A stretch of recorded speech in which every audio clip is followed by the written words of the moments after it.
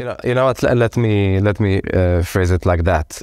Finance professionals have seen their colleagues in sales and marketing and R&D being celebrated more, paid more, and have better tools. So we want to give them. They deserve a consumer-grade tool that will end their frustration, automate where needed, clear time for them to do more quality job. These are talented people that a lot of time do very tedious work. So we want to automate the stuff that doesn't require thinking and clear their day and make time for them to do better quality job. Welcome to 20-Minute Leaders. Just sit back, relax, and learn from the leaders of today. It's a journey. Each one is different, unique, inspiring. Let's get started. 20-Minute Leaders is a proud supporter of Make-A-Wish Israel and Tech to Peace, and is in proud collaboration with Secret Chord Ventures, J Ventures, Riverside FM, Fusion VC, Birthright Excel, J Impact, Leap, Google for Startups, and Hippo, and in media partnership with C-Tech. Hello and welcome to 20-Minute Leaders. Today I'm with Roy Ben Daniel, the co-founder and CEO of Received, a startup building a revenue management platform for finance teams. Before that, he built Visa's partnerships team in Tel Aviv and was part of the Visa Ventures global team. He holds an LL.B in law and accounting from Tel Aviv University and an MBA from Chicago Booth. Roy Ben Daniel, welcome to 20-Minute Leaders. Thank you for being here. How are you? Great. It's good to finally be here. Thanks for having me.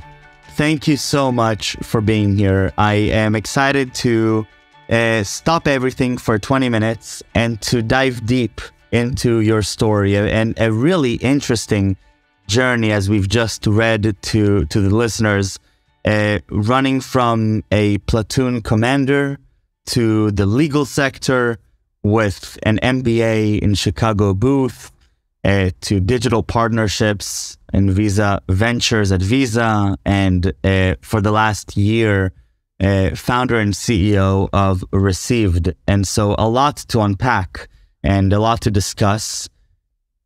Who are you, Roy? There's a lot of different sides here, at least 5 that I can already see. Well, I'll tell my story. I hope listeners will find it interesting. I grew up in Jerusalem to a religious family. I'm non-religious today, but actually many of my values in my daily life are based on the values I was educated in that education system. My mother was a teacher. My father was a hard-working entrepreneur. He started building his own future in businesses when he was 13. And when I grew up, I saw him doing very hard labor and setting up businesses and providing for us, basically. And I learned a ton from my parents, and a lot of who I am today is thanks to them. I served for 4 years in the military, where I was a tank platoon commander. And that taught me a ton. I mean, a lot of my personality today also is thanks to that experience. I learned the meaning of camaraderie, teamwork, leadership. An interesting point is leadership without ranks, because just as a side note, when you're an officer or a commander in reserve, no one cares about your rank. It's just your naked personality and who you are and how you're able to drive people just based on your what you do and what you say. Mm-hmm. How did that come about, in your personal experience? Because it sounds like sort of you're reflecting back on a change between being on an active duty, with ranks versus being in the reserves, and how that speaks to your ability to drive people and to lead people, and what that takes to exert that leadership, right? Yeah, I would say there's two parts to that. So the closer to me right now is me being a CEO. It's really easy to get confused and between the person and the position that we feel. Everything is just a job. Everything is temporary, right? We shouldn't fall in love with anything that we do. And I want to be a type of CEO that talks on a eye level and drives people by conviction, by data, by action, by setting an example. It's really easy to get confused sometimes and think, oh, I'm the CEO, they should just follow whatever I do. And that's just bad leadership in my eyes.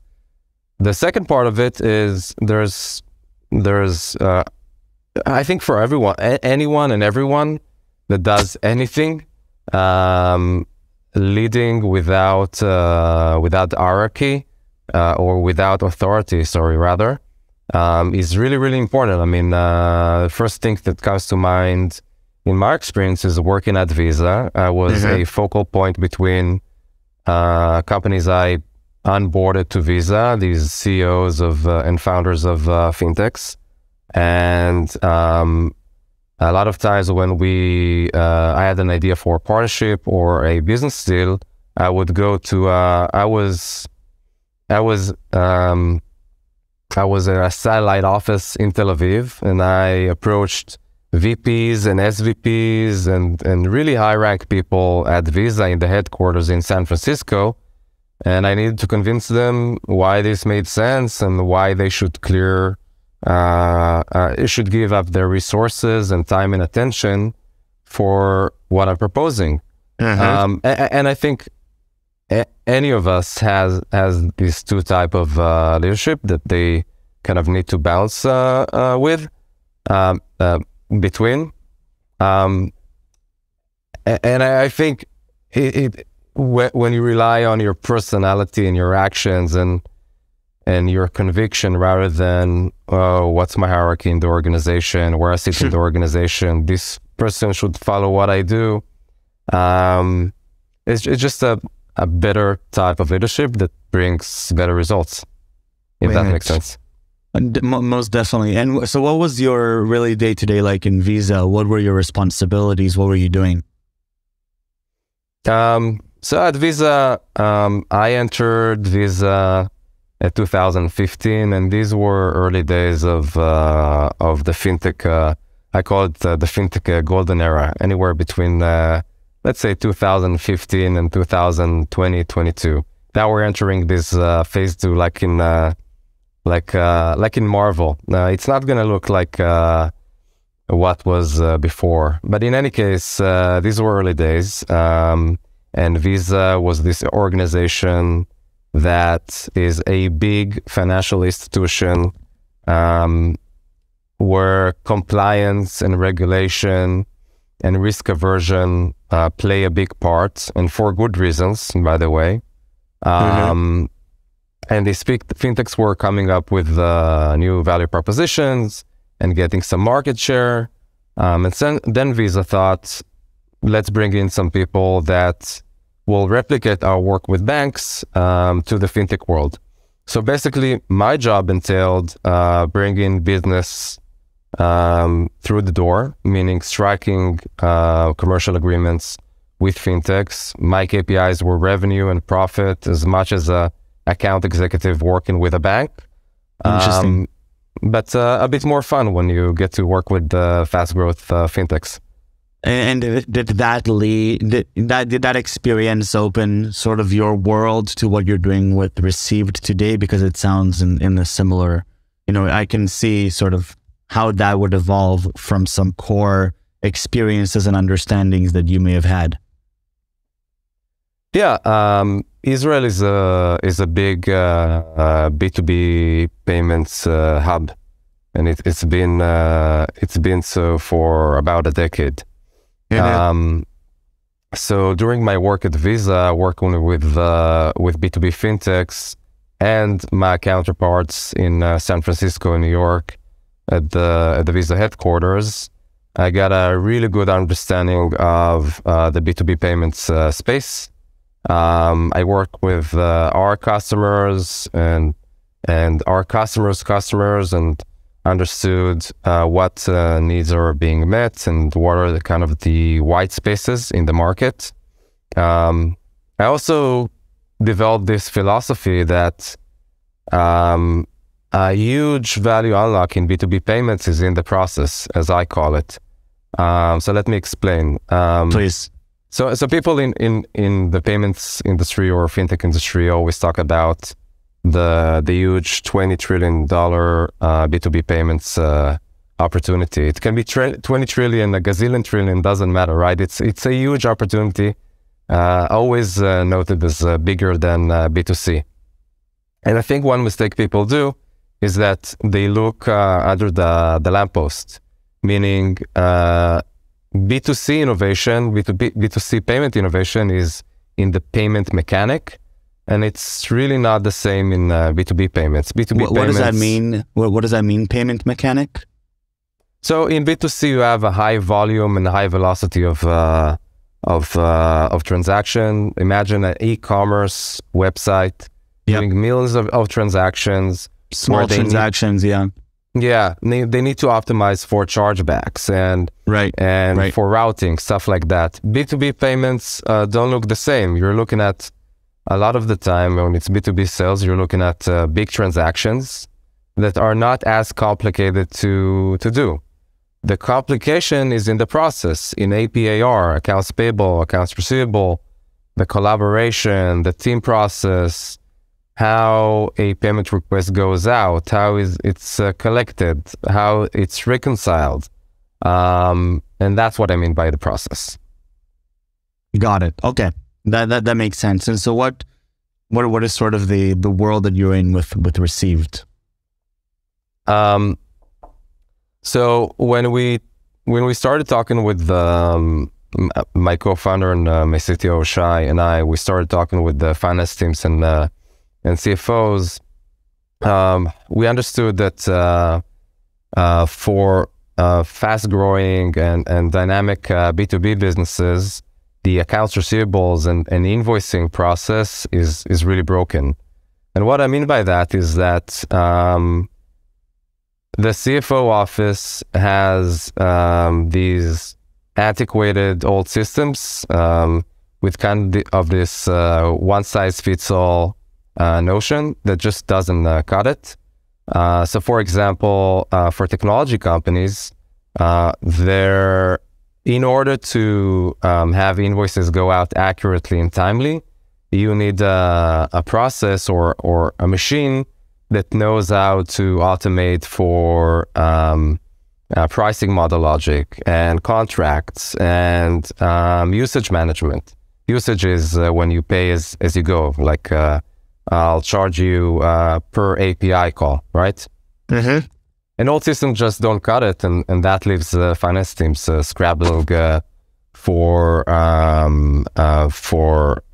manage all these things on spreadsheets.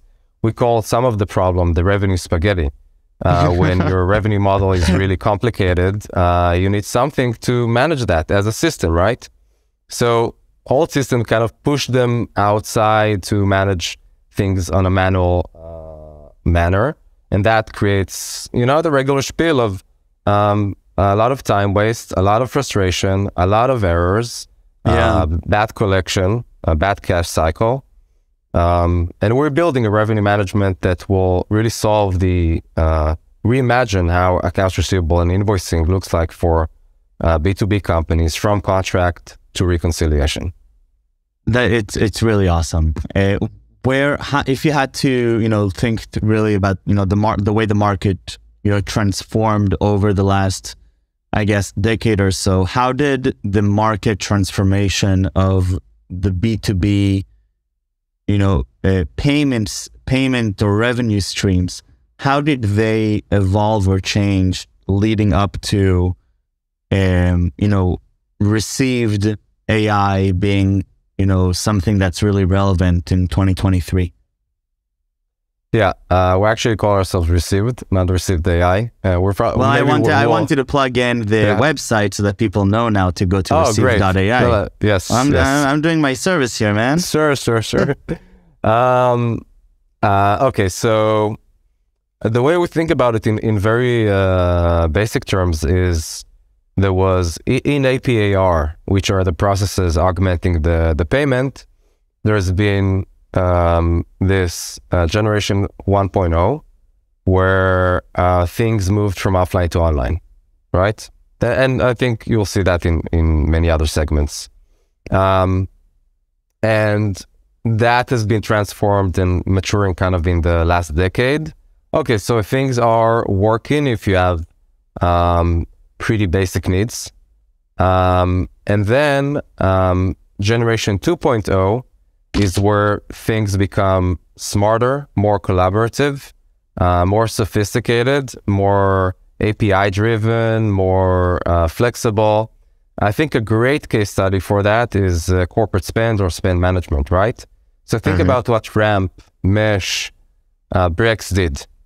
They said, we have this generation 1.0, which is expense management and card issuance. Like in a sense, they did nothing new, right? But they said, let's couple these things together. And now CFO can give marketing manager a very specific budget for a specific week for a conference they're going to over a card. And that's never been done before. So 2.0 is making things smarter in essence. Okay. And the big step function this is going to cause for, the way that the big shift that Received is going to now bring to the table for these B2Bs as a result of these shifts? What is sort of the vision that you're sending out here? So let me do it we'll do a two-parter, one for the company and one for the finance team. For the company, it's about cash flow and revenue health, just being able to collect cash faster and being on top of your revenue much better, because we're going to build a revenue recognition engine over our system next year. It brings visibility in real time to C-level executives, being able to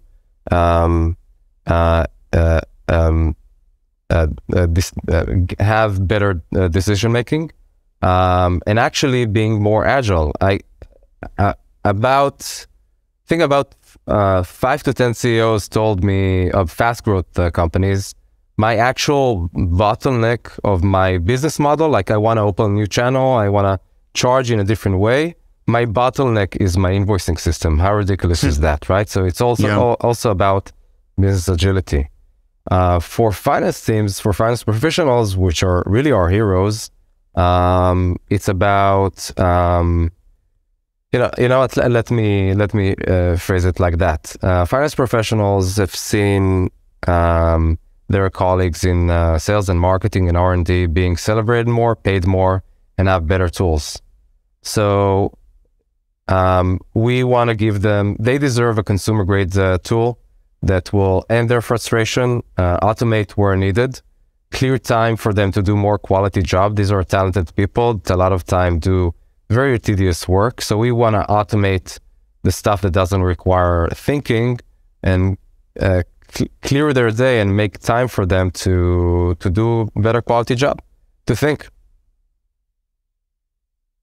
It's that's pretty awesome. And your own experience transitioning to the entrepreneurial side and to being now founder and CEO after working at Visa and being a commander in the army and Chicago booth. This is quite a shift, I'm sure. Yeah, for me, a founder is it's a special journey. I would say there's two big things that are on my mind when I think, why do this? Because it's a treacherous road for sure, which requires a lot of sacrifice and a lot of hard work. First of all, it's about solving people's problems. So at Visa, I didn't really have a say about what problems I can solve. And now, Shai and I started with a blank sheet, and now we have this idea that we raise capital for, and people, and we build a product, and we're starting to solve. We have early customers, so we're starting to solve people's problem, and it's amazing to see someone so happy using our product. And the second part is creative freedom, which kind of connects to the first point. As founder, you get a complete say in how the stuff that you create is going to look like: sales, marketing, product, company culture, whatever. I mean, it's you. The buck stops with you. So I find that energizing and empowering, really. Amazing. Roy, thank you so much for your time. Best of luck on the journey with Received. I'm going to be cheering from the side, and really appreciate your energy and your time. Best of luck. Thanks, Michal. It's a pleasure to be here, and thanks for the opportunity.